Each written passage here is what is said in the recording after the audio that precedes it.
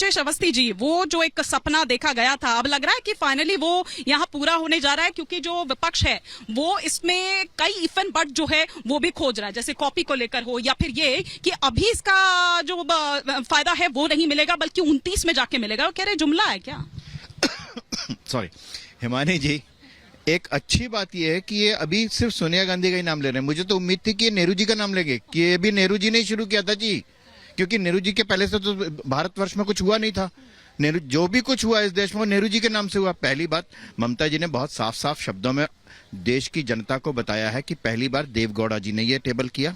अटल जी के समय में 3 या 4 बार ये टेबल हुआ, उसके बाद 2010 में हुआ। अगर सरकार गिरने का साहस था इनमें, अगर इस बिल के प्रति कमिटमेंट था, तो आरजेडी और मुलायम सिंह यादव उन दोनों के साथ ये सामने कहते, उस समय बीजेपी साथ देने को तैयार थी, राज्यसभा में साथ दिया था बीजेपी ने।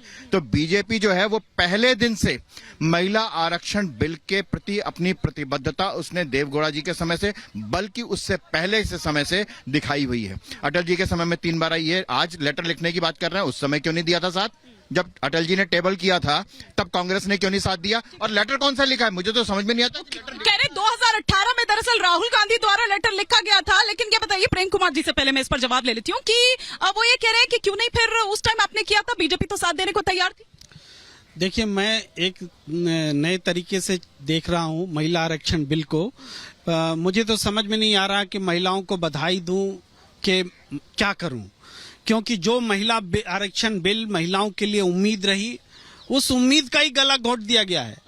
ये जो महिला आरक्षण बिल पारित हुआ है, कोई बिल आपने सुना है कि कानून बन जाए और लागू अभी नहीं होगा?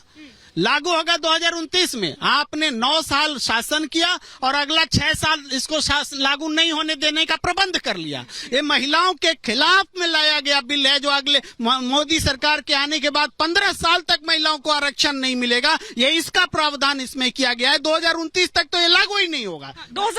2029 तक तो वो कह रहे हैं कि लागू ही नहीं होगा, और मतलब लागू भी कब होगा उसके लिए पहले वो जातीय जनगणना, फिर जो डिलिमिटेशन है, उसके बाद दरअसल ये तमाम चीजें जो है वो होगी। तो वो यही कह रहे हैं कि ये क्या आप भुनाना चाहते हैं उसको तब तक के लिए, क्योंकि इसका प्रभाव आपको 24 में मिल जाए। देखिए हिमानी जी, जब स्वच्छ भारत अभियान के तहत महिलाओं के लिए शौचालय बन रहे थे तो इन्हीं लोगों ने बोला कि देश के प्रधानमंत्री हैं और लाल किले की प्राचीर से शौचालय की बात कर रहे हैं। तो महिलाओं की जब बात होती है, उनके स्वास्थ्य की बात, उनकी सुविधा की बात, उनके भले की बात, उनकी उन्नति की बात, उनके उज्जवल भविष्य की बात, तो ये लोग नारी तू नारायणी नहीं बोलते हैं, ये बोलते हैं नारी को बाहर कर दो। तो आज जब मोदी जी ने माताओं बहनों को उनका हक दिया जो 27 साल से पेंडिंग था, तो इनके पेट में दर्द हो रहा है। और एक चीज मैं अपनी जी की बात को आगे ले जाकर के बोल रही हूँ, मैं कांग्रेस पार्टी से और सीधे सीधे बड़े सम्मान के साथ सोनिया गांधी जी जो स्वयं एक महिला है उनसे ये बोलना चाहती हूँ कि सोनिया जी, अगर आज आप इस बिल के बारे में बोल रही हैं कि चिट्ठी लिखी थी और चिट्ठी भेजी